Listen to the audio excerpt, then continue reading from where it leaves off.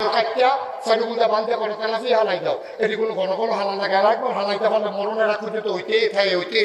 এটি পরিকল্পনা একটু কম বুঝে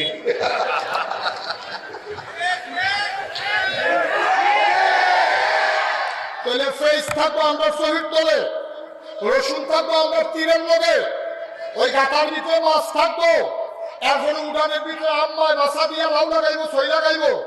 আমরা কোনো কিছু কিনার চাইতাম না, খালি একটা বছর ফেজানা বন্ধ করো কাটাতারের হেগুল থেকে আমরা রাখবো দুলা ভাই দুটো ফেস নিয়ে